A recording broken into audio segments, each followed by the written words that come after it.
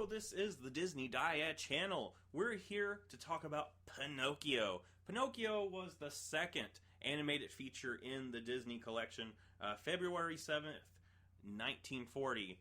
So there's a lot of improvements that are here from Snow White. One of them I want to point out is you actually have a narrator for the intro. I forgot to mention back in the Snow White review that the intro is just a storybook that the audience has to read. It's just text on the screen. However, with Pinocchio, it has the same book opening intro, but you actually have a narrator there. And the good thing about that is the narrator is Jiminy Cricket, who is a character that you're going to get to be introduced to, and you're going to be able to connect with the character as you watch the film. And there's a lot of improvements to this. Snow White, one of the problems that I feel like a lot of people probably would have with Snow White is there's a lot of slow scenes where nothing plot-wise really happens. Of course, there's a few of those here in Pinocchio, but not a lot. And once you get an idea of what's happening, it moves on to the next plot point. So it's a lot more of a concise plot.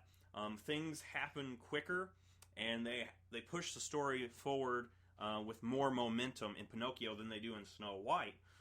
Pinocchio is a movie that you can actually split up into three parts. The first part is the Stromboli section, and then there's the Coachman section, and then the Monstros section.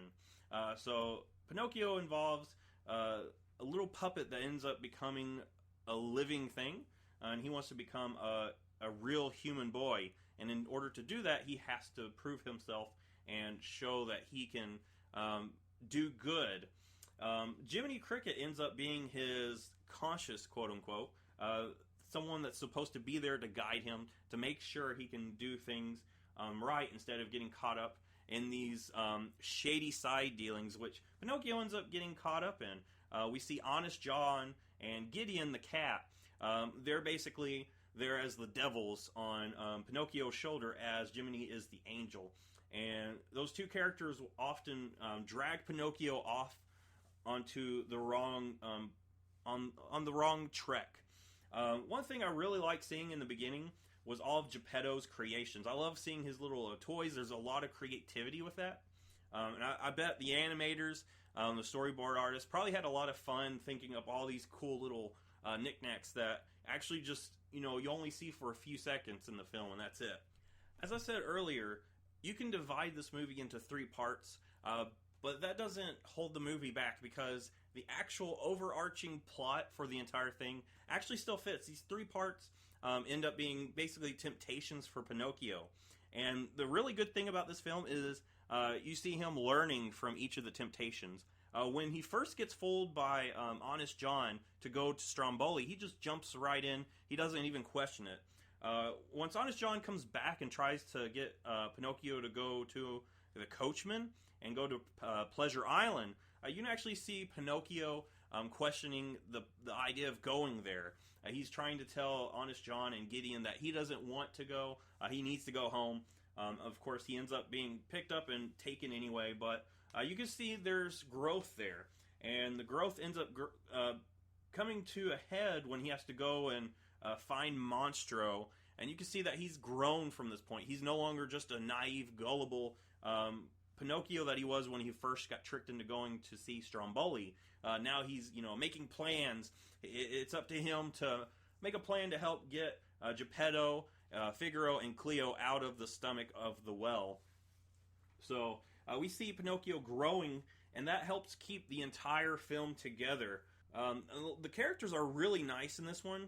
You can see a lot of traits with them without, having a lot of backstory with these either. And some of that comes from seeing the other characters react to said characters. When we first see Honest John talking about Stromboli, you get a sense that they're not really scared of him. Of course, Pinocchio has to be scared of Stromboli because he's got full control in that relationship there.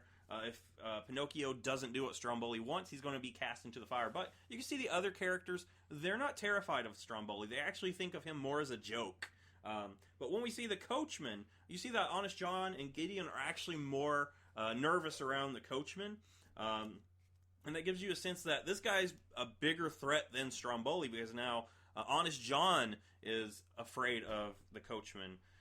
And you get the sense that the coachman's plan is got a bigger scale than Stromboli's. And the coachman has more sinister things going on with his plan, because his plan is to, capture a bunch of kids, take them to this island where they're going to turn into donkeys, and then sell them back. Whereas Stromboli, he just wants an act. And Pinocchio is a big act that's going to give him a lot of money. So you see, without really being introduced that much to the characters, you can see that the coachman's a bigger threat than Stromboli. An even bigger threat near the end is Monstro. Once Pinocchio and Jiminy go down into the water looking for Monstro, all the sea life are terrified of Monstro. So at this point you see that Monstro is even bigger of a threat than the coachman, because the coachman, the people that are afraid of him are the people that are in the underground world with him. Though other people probably aren't even that terrified of him, the other adults. But in the water, everyone is terrified of Monstro. And you get a sense probably that the adults on land probably are afraid of Monstro too, because they gave him the name Monstro. So the adults on the land are probably afraid of Monstro too, just as much as the sea creatures. So Monstro ends up being the final villain, where Pinocchio has to test his wits that he's learned from, facing down Stromboli and the coachman. And one thing I want to point out is there's some scenes in this that are really well animated too. The transformation of Lamp-Wick is actually pretty terrifying. You see this guy who, up to this point, has been really nonchalant. He doesn't care about authority. Nothing can touch him. And as he slowly turns into a donkey, he realizes that he's messed up and there's no way out. So he starts begging for Pinocchio to help him. And you see, as he's trying to reach out to Pinocchio, his hands are slowly turning and morphing into the hooves of a donkey. So you just see this character that, up to this point, he's not afraid of anything. He's now in a position where he's terrified. Another scene that's really nice is the Monstro scene. I don't know, I'm not technical with animation terminology and stuff, but you can tell Monstro is actually animated a little bit differently than the other characters, which makes him stand out when he's on screen. So that way you get a sense that he's a big threat. He's such a big threat that the animators animated him differently. One thing I really liked at the end is when Pinocchio finally saves the day, he does it without Jiminy Cricket at his side. When Pinocchio gets swallowed by the whale, Jiminy actually is on the outside. He's not there to, guide Pinocchio.